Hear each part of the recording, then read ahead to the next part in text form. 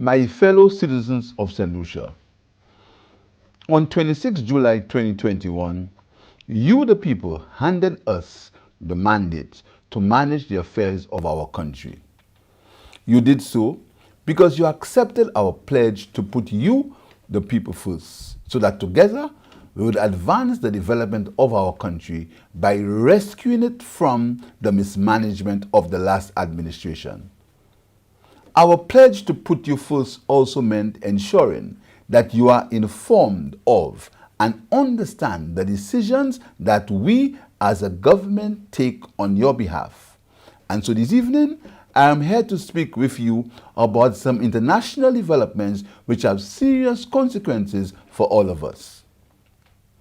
Over the last year, countries across the world have seen rising imported prices of goods driven by rapidly recovering demand amidst global supply chain shortages associated with the ongoing COVID-19 pandemic. We, as small open economies vulnerable to such negative external shocks, have not been spared these inflationary pressures.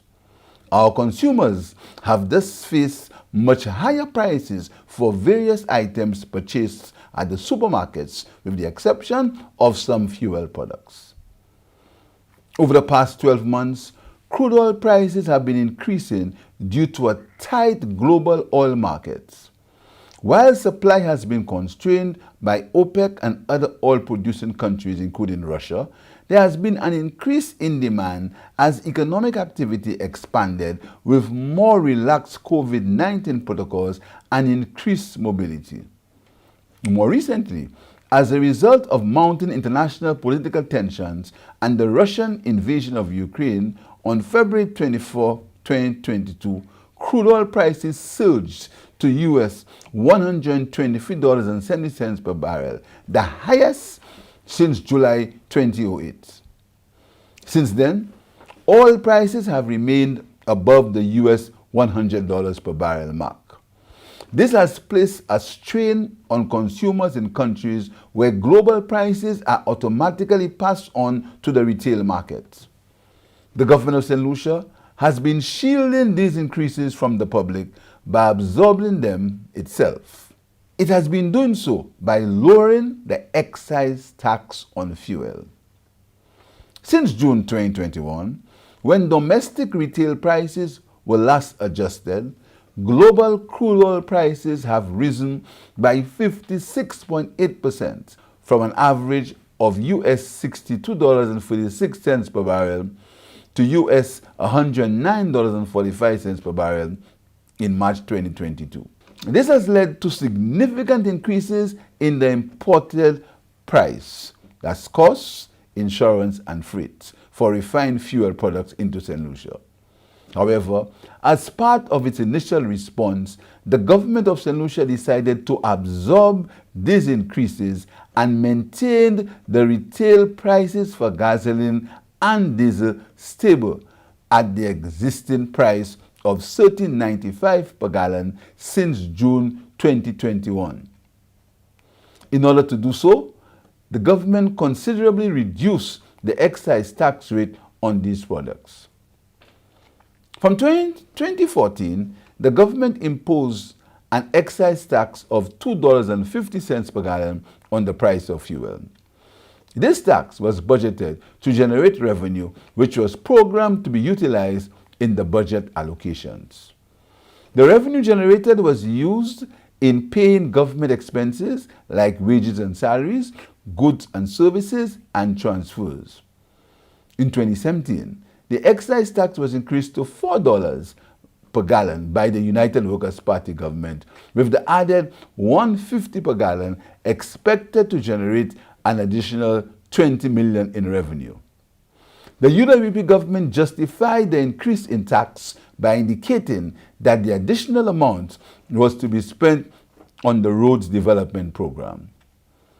The increase in the imported price of oil on the global market and the corresponding prices paid at the pump indicates that the government is currently earning less than $4 per gallon, and in some cases less than $2.50 per gallon on projected excise tax revenue.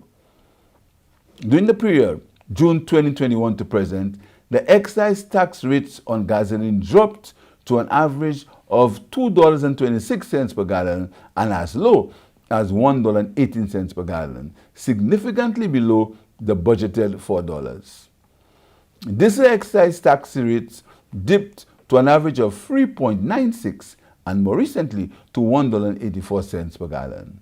Subsidies on the 20-pound and 22-pound cylinder of cooking gas LPG averaged $13.08 and $14.38 per cylinder respectively during the same period.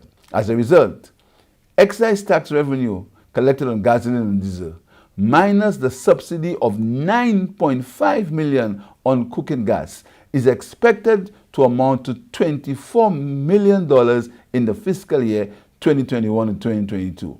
This means that approximately $22 million less revenue was collected when compared to the $46 million budgeted in the year 2021-2022. Shortfalls in revenue will have serious implications for the government's already strained cash flow and its ability to make critical expenditures in areas such as healthcare, education, social assistance, wages and salaries, and debt payments. Collections from the excise tax on gasoline and diesel are needed to finance government operations, including the provision of supplies to hospitals and health facilities, the management of COVID-19, and the provision of educational equipment and supplies. If retail prices are kept unchanged, these critical government functions and services may be jeopardized to the extent that the government may have to cut or defer expenditure on vital services, increase domestic payables, which were already in excess of $150 million at July 2021, or borrow more or increase income tax. Given the increases in prices in the most recent shipments following the invasion of Ukraine, the government will only collect zero excise tax revenue from fuel, but it will incur a subsidy of 73 cents per gallon on gasoline and 81 cents per gallon on diesel if prices remain the same. This will amount to a subsidy of $1.1 million monthly compared to a targeted positive excise tax revenue of $5.2 million. This subsidy will increase further should international oil prices continue on its upward trend in the short run, if the Russian-Ukraine war escalates and disrupts the global economy even further. We need revenue to provide the needed essential services to the people, but also to increase resources to the police in the fight against the disturbing crime wave. Only recently, we purchased 11 vehicles, but the police are calling for increases in manpower and modern crime detection and enforcement equipment.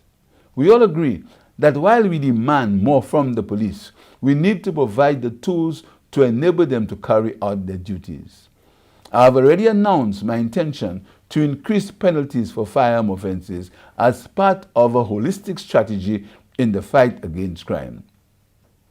If our government was to adopt the $4 per gallon excise taxes as budgeted by the United Workers' Party at current prices, the price of gasoline would be $18.68 and diesel $18.75 per gallon. Government has decided to strike a balance between having to subsidize fuel and protecting the consumer from a very steep increase in prices at the pump. Effective March 21st, 2022, the price of gasoline and diesel will increase by $1 from $13.95 to $14.95 per gallon. The government will continue to subsidize the 20 and 22-pound cylinders of cooking gas. We believe this is the best compromise at this time, which leaves the government with excise tax revenue of only 27 cents on gas and 19 cents per gallon on diesel, much less than the $4 excise tax budgeted by the former government.